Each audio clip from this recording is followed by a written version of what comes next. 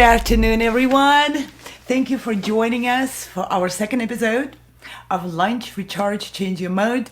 We are presenting an upcoming phenomenal concert by Music to Meeting, and we'll have a group of absolutely stunning musicians represented at that event, scheduled for this Saturday at 2 p.m. And today, again, in our broadcast studio, we have a distinguished guest, Grammy Award-winning conductor, John McLaughlin Williams. John, welcome. And again, I'm going to clap, just like your mother. That's the sound of two hands clapping. Thank you. It's great to be here. Thank you again to be here with us again at 1 p.m. and greeting our audience. It's just so lovely to have you. Oh, it's just such a burden. I can't stand it. No, of course. Thanks. No, it's just terrific. No, it's great to be here because I'm thrilled about this initiative of Momentum Artists and collaborating with virtual concert halls of Music to Meeting, which is going to be bringing live performances and team building activities to businesses around the world. And I'll talk a little bit more about that lately. But the most amazing and stellar thing about Music to Meeting is the amazing roster of artists that they have. And we're giving little teasers throughout the week here, featuring several of them. Yesterday, we had Mark Smullian. Today, we have Anais Reno, who is something of a wonderkin. Hello, Anais. I'm sorry, I said I wouldn't say it, and I did. Anais, pardon me. Anais, yeah, no, you're fine. Great. Anais is a jazz singer, and she is really a phenomenon. She's a 16-year-old up-and-coming star, presently attending LaGuardia Performing Arts School. She's already performed with the New York Philharmonic and performed at Birdland and Carnegie Hall, and she's won several vocal competitions. And she has videos that you can see all over YouTube. I mean, really, she's become quite a sensation in the New York area lately. Yeah, her primary collaborator has been Billy Strick as of late, and I know Billy will be joining us during the concert on August 1st, and we really look forward to that. So in the meantime, we want to talk to you a little bit about what you're doing. I noticed you're singing some very classic songs that are known as the Great American Songbook. Obviously, Music to Meeting will be reaching people who have no musical background. So even though they may know individual songs, they may not know what we mean by the Great American Songbook. Could you tell us a little bit about what that is? Well, like what it means to me. Well, see, what is the Great American Songbook as a corpus? I'd say the Great American Songbook, I don't know if this is the textbook definition, but I'd say it's songs from a certain time period. It's just wonderful music from many different composers, covered by many different artists. But it's many different things. And what I think is so beautiful about it is that it can be interpreted in so many different ways. You hear one song done by one artist, and then you hear the same song done by 10 other artists, and it's 11 different songs. So I think that's what's so amazing about it, that yes, it is one thing, but it can also be so many other things. Oh, definitely true. Yes, the Great American Songbook, which of course refers to something we might consider the golden age of songwriting, with composers such as George Gershwin, Duke Ellington, Billy Strayhorn. There's so many others who wrote these classic songs which are still being sung. And you're right about the chameleonic character of the songs, because it seems like whoever sings them is able to bring a new perspective to them. They lend themselves almost effortlessly to reinterpretation, and certainly that's what in that way. They still relate to everybody today in so many different ways. So they're so up for interpretation. I think it's a beautiful thing. It is, and that's certainly what caught my ear about your interpretations of the songs. You certainly have, as we might say colloquially, put your own spin on them. But that's really too small a way to speak about what you do with these songs, because it's really something quite magical.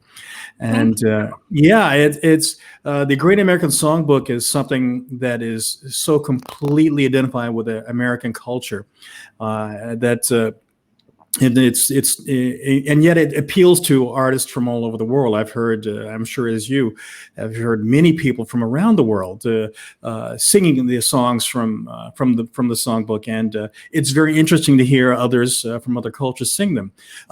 So tell me, among singers and musicians, who are your heroes? Who that sing these songs? Who are the ones that you really love and respect the most?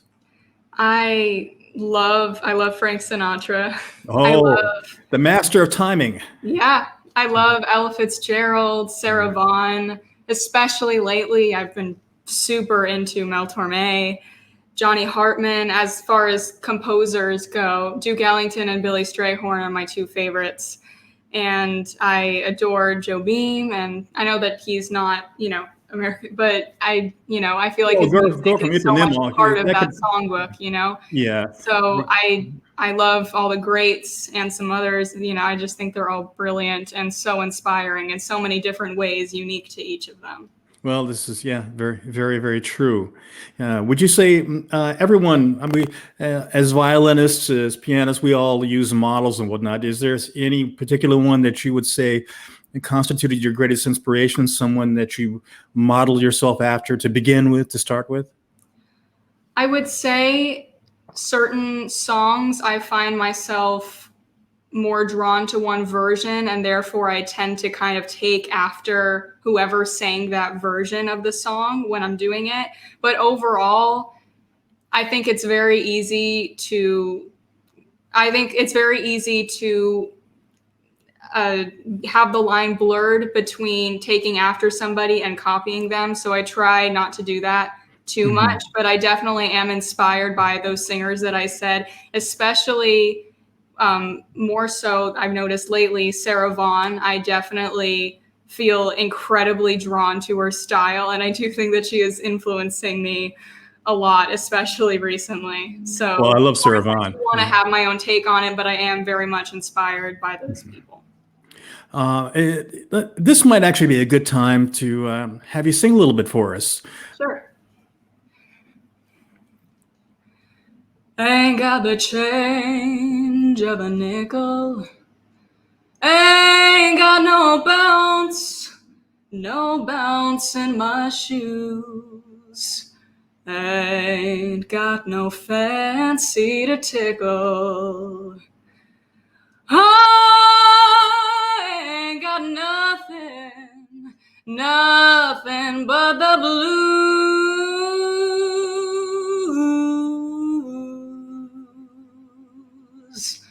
Ain't got no coffee that's a perkin'. Ain't got no winnings to lose. Ain't got a dream that is working. I ain't got nothing but the blues. When trumpets flare up, I keep my hair up. I can't make it come down. Believe me, Pappy, I can't get happy since my ever-loving baby left town. Ain't got no rest in my slumbers. I ain't got no feelings to bruise. Ain't got no telephone numbers. I ain't got nothing but the blues. I ain't got nothing but the blues. I ain't got nothing but the blues.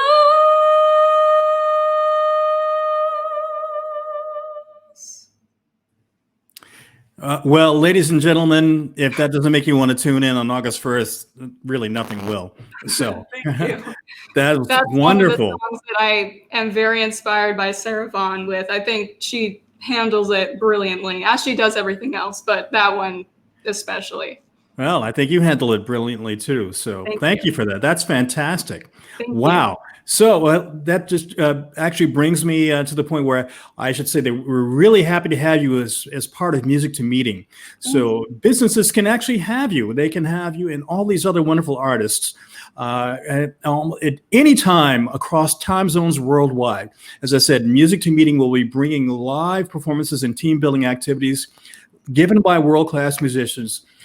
There will be subscription packages available. Everything is customizable, dependent upon the needs of an individual organization. There can be unlimited participants, and there's so much to say about this concept of Music to Meeting and the potential for team building and morale improvement among businesses. That we're going to be talking about this a lot more in the future. So we're running out of time, and we're going to have more of these teasers. So for right now, I just want to say thank you very much, Anais. It was wonderful to have you and to hear you, and we're looking forward to our concert on August 1st.